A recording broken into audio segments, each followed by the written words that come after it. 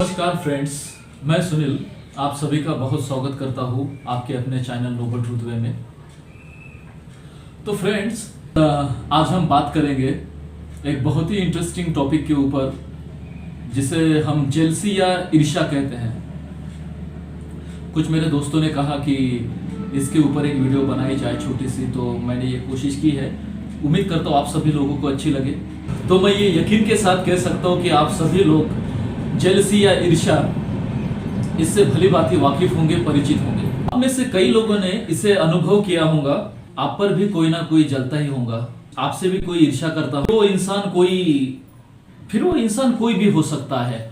आपका कोई करीबी दोस्त, आपका पड़ोसी, आपका कोई दूर दराज का संबंधी या फिर कोई रिलेटिव।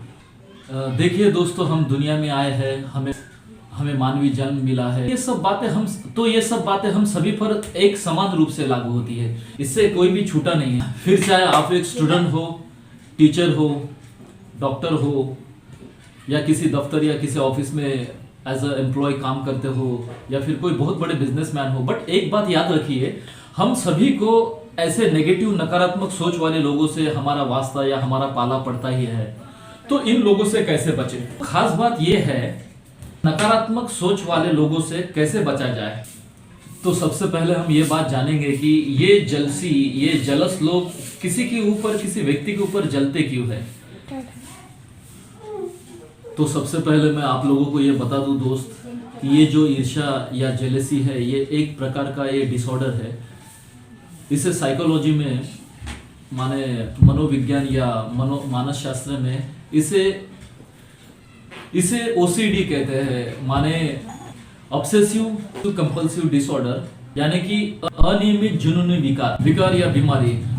बट इसमें खास बात ये होती है कि जो व्यक्ति इस बीमारी के चपेट में आ चुका है या जो व्यक्ति इस बीमारी का शिकार हो चुका है, उसे इस बात की भनक तक नहीं होती, उसे इस बात का पता तक नहीं होता कि उसे ये बीमारी में अपने चपेट में ले। फ्रेंड्स, ऐसे लोगों में वेरी लो कॉन्फिडेंट यानी आत्मविश्वास की कमी पाई जाती है, या मैं कहूँगा पुअर एनालिटिकल व्यू, माने कि ये लोग सही या गलत, अच्छा या बुरा, इसमें फर्क नहीं कर पाते। और आप लोगों ने देखा होगा कि जो हमारे समाज में जो अनैतिक या असामाजिक घटनाएं घटते हैं, तो उस घटनाओं के पीछे यही लोग होते हैं, यही लोग उसे अंजाम देते हैं। तो मान लो ये लोग सही या गलत, अच्छा या बुरा, इसमें फर्क नहीं कर पाते। तो इसका मतलब होता है कि ये लोग किसी के भी बहकाव में आके, किसी के भी झांसे में आके किसी भी घटना को अंजाम दे देते हैं। उसके बाद में फिर पछतावा करते बैठते हैं। तो मैं आप लोगों को एक बात बता दूं, यदि आप लोगों में से कोई लोग क्राइम पेट्रोल ये धारावाहिक यदि देखते होंगे, तो मैं आप लोगों को बता दूं कि उसमें से ज्यादातर जो एपिसोड होते हैं वो इसी जेलसी या ईर्ष्या के ऊपर फिल्माए होते हैं दोस्त। तो आप में से कुछ लोग ये कहेंगे कि नहीं, वो तो गुस्से में आकर या किसी क्रोध में, गुस्से के कारणवश भी हो सकते हैं। बिल्कुल, I don't want to argue with you, but मैं आपको बता दूं कि ये जो गुस्सा होता है, इसकी पहली सीढ़ी होती है ईर्ष्या। देर सवेरे ये जो ईर्ष्या है, ये गुस्से में ही तब्दील हो जाती है। तो आप में से कुछ लोग ये कहेंगे कि ये जो घटनाएं होती है, जैसे कि मैंने कहा क्राइम पेट्रोल से रिलेटेड, तो ये घटनाएं गुस्से में आकर या गुस्से के कारणवश ही होती है। सही बात है, I don't want to argue with you, but मैं आप लोगों को ये बता दूं कि ये गुस्से की या क्रोध की जो पहल होती है, जो पहली सीढ़ी होती है, वो ईर्ष्या ही होती है। तो I don't want to argue with you, ये बहस का विषय हो सकता है, बट मैं आप लोगों को बता दूं, ये जो ईर्ष्या होती है, ये जो जेलसी होती है, ये पहल या पहली सीढ़ी होती है क्रोध की, जो देर सवेर क्रोध में ही तब्दील हो जाती है। जैसे कि मैं आपको बता दूं कि इस ईर्ष्या के कोई फैक्टर होते हैं, जैसे कि जेनेटिक कॉम्प्लेक्स, जिसे कि हम अनुवंशिकता कहते हैं, और दूसरा होता है नरिशिंग इन्वायरमेंट, मतलब सामने वाला जो बंदा है, जो व्यक्ति है, वो किस वातावरण में पला बड़ा है। जैसे कि आप सभी लोग जानते हैं कि बच्चे जो होते हैं माँ बाप को देखकर ही बड़े होते हैं, और माँ बाप की ही चीज़ें देखकर, माँ बाप की बातें देखकर वो सीखते हैं, फिर वो अच्छी बातें हो या फिर बुरी हो। तो दोस्तों, अंत में हम देखेंगे कि इन नकारात्मक सोच वाले लोगों से हम कैसे बचें, इन्हें कैसे टालें। तो सबसे पहले इन लोगों से बचने के लिए एक उपाय है। पहली बात तो इन लोगों को टाले 24/7 साल के 365 दिन, और अनफॉर्चुनेटली वो आप लोगों के सामने आ भी जाए तो try to avoid them in such a way that even I contact should be not done. तो उन लोगों को इस तरह से टालिए कि उनसे आंख भी मत मिलाइए। अगर वो देखते तो उन्हें टालने की कोशिश कीजिए, कहीं और देख लीजिए उन लोगों का, ताकि उन्हें ये फील हो कि सामने वाला बंदा हमारी ओर एक झलक तक नहीं डाल रहा है, एक नजर तक नहीं डाल रहा है, ताकि फिर वो भी हमें निगलेक्ट करने लगे, वो भी हमें इग्नोर करने लगे, वो भी हमें टालने लगे।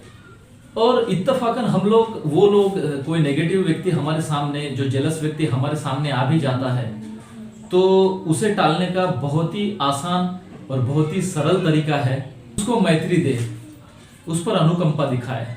मेरा कहने का मतलब है उस पर दया दिखाए, उस पर तरस खाए।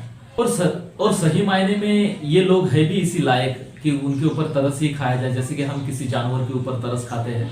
और हाँ, एक बात मैं आप लोगों को कह दूं कि हमारे शत्रु के ऊपर या हमारे किसी दुश्मन के ऊपर दया दिखाना, मैत्री दिखाना, ये कोई आसान बात तो है नहीं।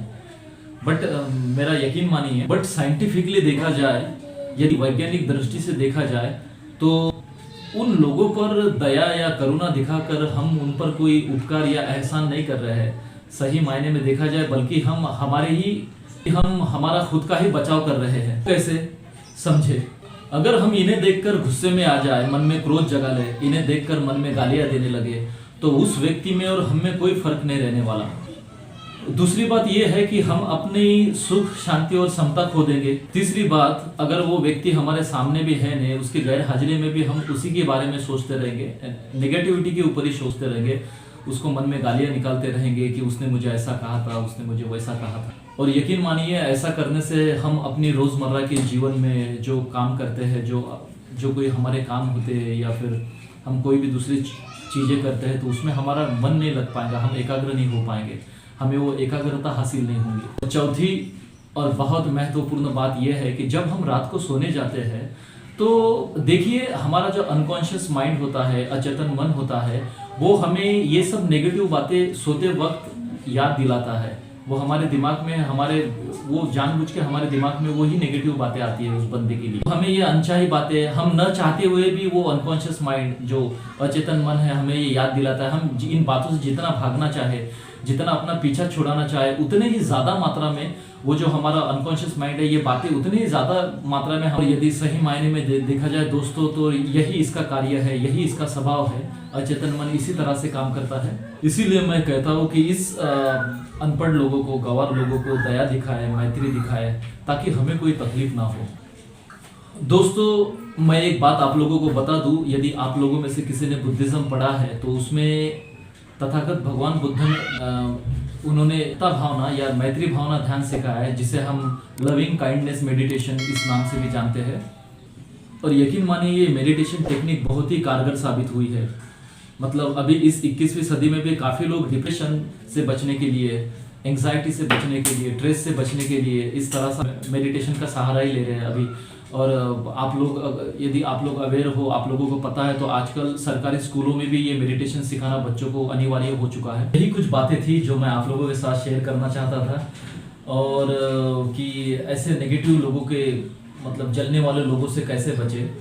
और इन लोगों से निपटने के लिए और भी कई रास्ते हैं, बट मुझे लगता है वो रास्ते हम जैसे पढ़े लिखे लोगों को शोभा नहीं देते। ये बात याद रखिए, इसका ये मतलब कतई नहीं है कि हम वो रास्ते इख्तियार नहीं कर सकते। तो आपको ये वीडियो कैसा लगा मैं जानना चाहता हूँ, तो कमेंट करके प्लीज आपका ओपिनियन मुझे जरूर दें। बहुत बहुत धन्यवाद।